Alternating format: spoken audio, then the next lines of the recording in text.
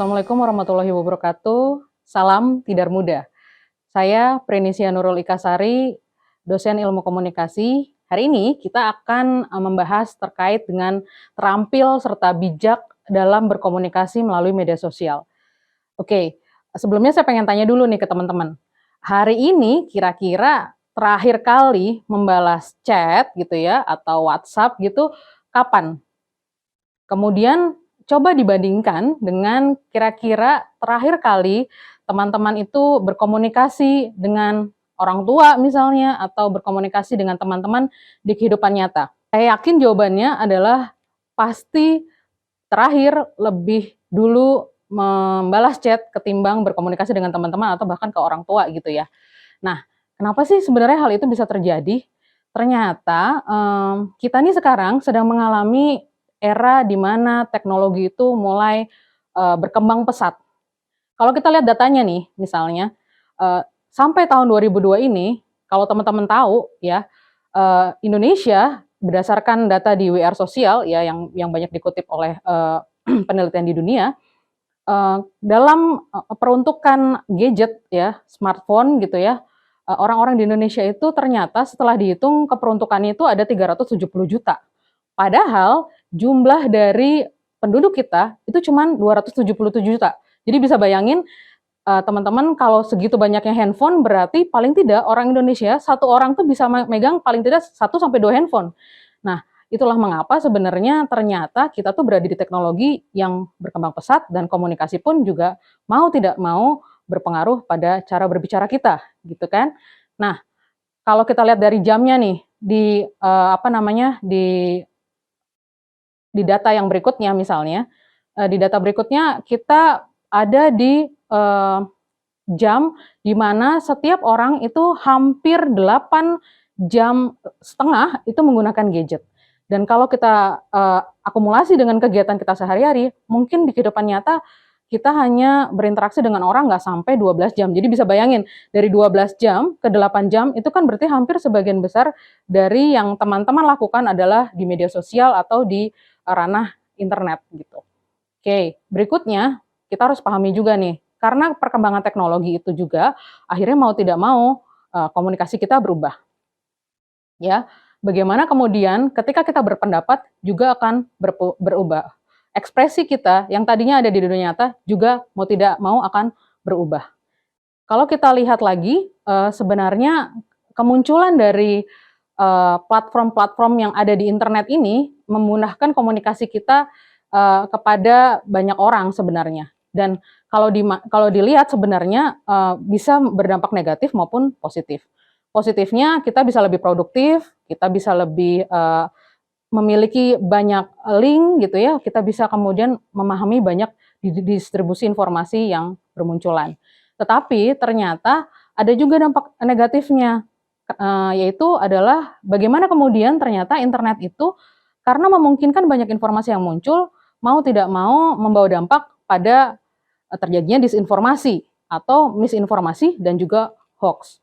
Nah, salah satunya lah teman-teman mungkin bisa lihat contoh hoax yang mungkin akan muncul di samping layar teman-teman. Ini adalah salah satu bentuk hoax yang mungkin kita tidak sadari, tapi juga banyak orang memahami ini adalah bentuk informasi yang sebenarnya betul, padahal sebenarnya enggak gitu. Itu kenapa sih bisa terjadi? Ya karena kemunculan teknologi itu yang kemudian tidak dibarengi sama literasi dari digital kita gitu. Kalau kemudian itu terjadi, maka untuk itu kita perlu sebenarnya bijak dalam berkomunikasi di dunia digital. Kenapa sih kemudian kita perlu melakukan pengaturan interaksi kita di media digital? Karena ternyata kita perlu bijak dalam berkomunikasi. Karena komunikasi ternyata itu bisa terjadi di setiap tindakan kita. Jadi apapun bentuk tindakan kita, itu berpotensi sebagai bagian dari komunikasi, apalagi itu dilakukan di media sosial. Dan kemudian komunikasi itu ternyata bisa berlangsung dengan tingkatan kesengajaan yang berbeda-beda. Ada yang kemudian kita tidak sadari kita berkomunikasi, padahal itu bagian dari komunikasi. Tapi ada juga yang memang kita mengaturnya sebagai bagian dari informasi gitu ya. Nah, yang ketiga adalah karena komunikasi itu bersifat sistemik. Sifat sistemik ini adalah terkait dengan bagaimana setiap orang itu ternyata memiliki latar belakang yang berbeda-beda tuh teman-teman. Jadi saya yakin nih teman-teman kalau nonton video ini sekarang mungkin ada di berbagai macam tempat dengan asal-usul yang berbeda, dan mau tidak mau itu yang akhirnya melatar belakangi bagaimana cara komunikasi teman-teman, bagaimana cara teman-teman mendapatkan informasi gitu. Nah yang paling penting nih yang terakhir adalah ternyata komunikasi itu bersifat irreversible. Apa tuh? Irreversible itulah komunikasi bersifat tidak bisa kemudian ditarik kembali. Tidak bisa ditarik kembali itu seperti apa ya? Ya ketika teman-teman melakukan komunikasi dalam bentuk apapun, maka teman-teman tidak bisa menarik informasi itu ketika ternyata misalnya informasi itu salah. Misalnya nih contoh, ketika misalnya teman-teman berkomunikasi dengan teman-teman yang lain, kemudian tiba-tiba teman-teman salah mengucapkan atau salah bertutur, dan teman-teman yang lain kemudian merasa sakit hati. Nah, sifat komunikasi itu irreversible. Mungkin dia bisa memaafkan, tapi nyatanya di dalam hati, tetapi dia mungkin tidak saja memaafkan, tapi bisa juga dia ternyata memang masih menyimpan perasaan ketidaksukaan itu. Nah, itu sifat dari irreversible yang berbahaya. Makanya apalagi kalau kita kaitkan dengan interaksi di media sosial, interaksi di internet, itu sifat irreversible itu melekat dengan sifat internet. Karena semua data yang kita masukkan ke dalam internet, semua bentuk komunikasi yang kita masukkan ke internet, foto, chat pribadi dan lain sebagainya, itu mungkin bisa saja terlihat dihapus ya, padahal sebenarnya data itu sebenarnya bisa ditarik kembali loh teman-teman. Jadi hati-hati dalam melakukan interaksi di internet. Untuk itu sebenarnya di era internet ini kita harus punya namanya internet ethic ya. Internet ethic ini penting untuk menjaga sebenarnya teman-teman dari kesalahan-kesalahan dalam melakukan komunikasi yang nantinya fatal ke depannya kalau seandainya itu kemudian dilakukan. Internet ethic ini terdiri dari yang pertama adalah terkait dengan thing. Thing itu yang pertama ada T-nya itu adalah true. Ya, true itu apa? True itu terkait dengan bagaimana teman-teman harus melihat berita ini sebenarnya benar apa enggak sih gitu ya, atau sebenarnya sesuai atau enggak gitu ya. Kemudian yang kedua adalah helpful.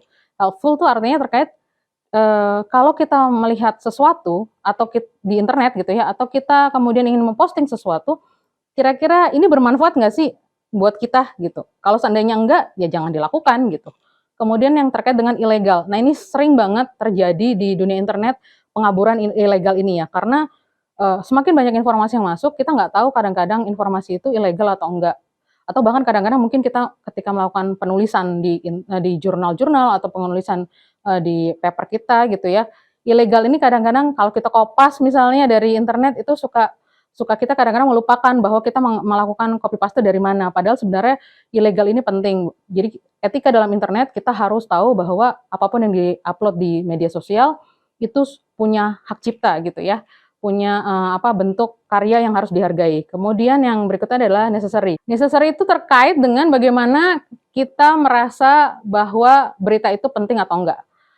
Ini juga harus kemudian dipikirkan ya ketika memposting sesuatu, misalnya kira-kira postingan saya itu penting nggak untuk orang lain? Atau sebenarnya cuma penting untuk diri kita doang gitu? Atau misalnya kita melihat sebuah informasi, kita harus melihat juga kira-kira informasi ini penting nggak sih buat saya? Kalau seandainya memang tidak, ya tinggalkan saja gitu. Karena informasi-informasi yang tidak penting buat diri kita itu juga berbahaya terkadang. Yang berikutnya adalah kind misalnya. Kind itu terkait dengan kira-kira apa yang kemudian kita sampaikan ini baik nggak sih buat orang lain gitu.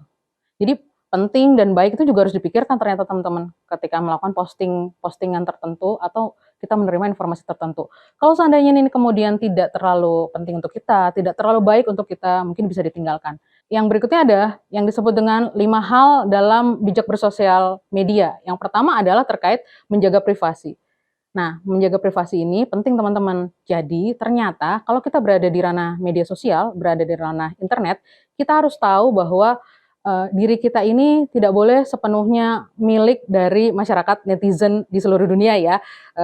Dari data-data pribadi kita, nomor handphone misalnya, jangan deh sekali-kali kita naruh nomor handphone kita di media sosial karena itu bisa terjadi penipuan. Seringkali penipuan itu terjadi karena menaruh data-data privasi di media sosial, nomor handphone, alamat rumah, kemudian bahkan mungkin tanggal lahir kita itu juga ternyata berbahaya loh kalau kita benar-benar mencantumkannya secara jelas di media sosial. Kemudian yang berikutnya adalah terkait dengan menjaga keamanan akun.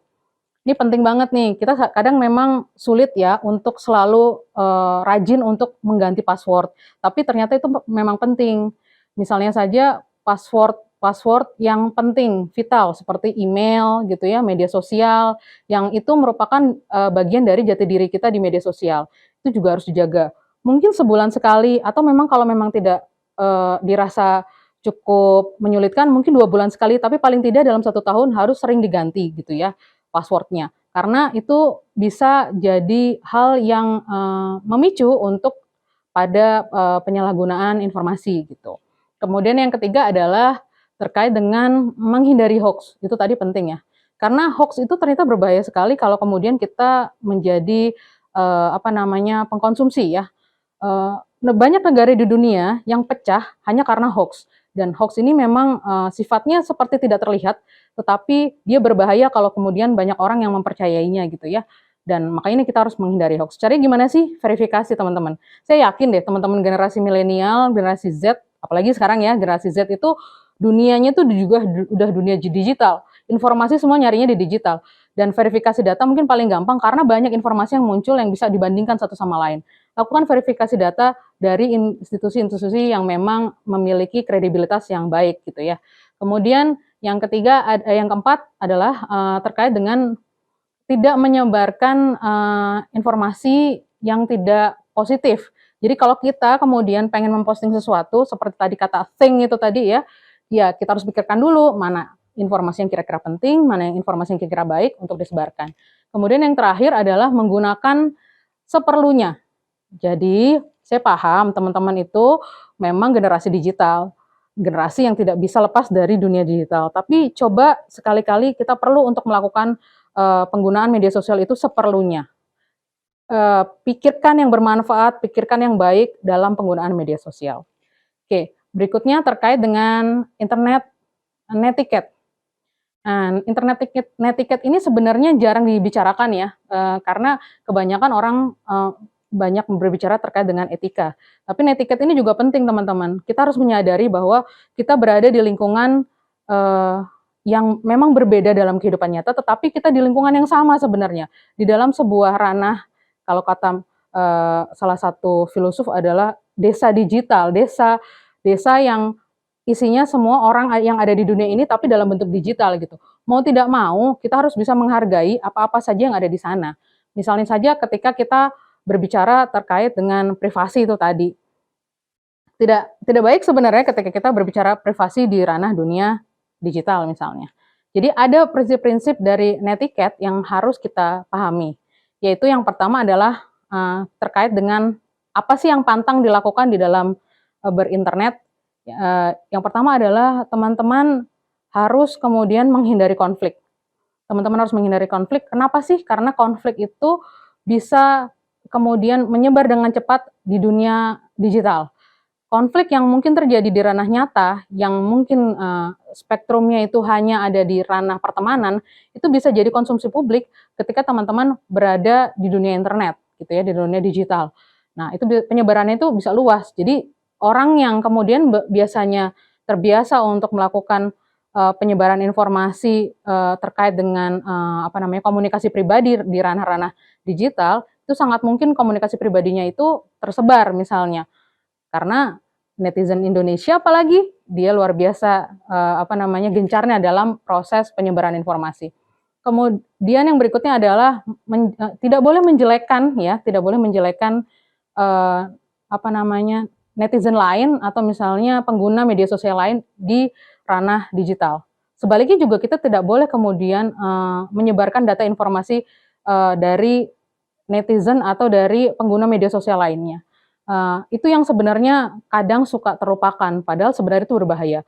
Kalau kemudian kita terbiasa untuk menjelekkan orang, terbiasa untuk kemudian berkomunikasi tidak baik misalnya di ranah-ranah digital, itu semua terekam teman-teman. Jadi seperti yang tadi saya bilang ya di awal bahwa ketika teman-teman melakukan komunikasi di media digital itu sifatnya irreversible, tidak bisa ditarik kembali. Walaupun terlihatnya sudah dihapus, tapi data itu sebenarnya bisa muncul kembali kalau kemudian ada orang yang memang berniat untuk memunculkan data itu kembali, gitu. Jadi yang paling penting adalah sebenarnya sopan santun harus terus ditegakkan baik di ranah digital maupun di ranah nyata. Karena sebenarnya kita berada di ruang yang sama. Terima kasih. Wassalamualaikum warahmatullahi wabarakatuh.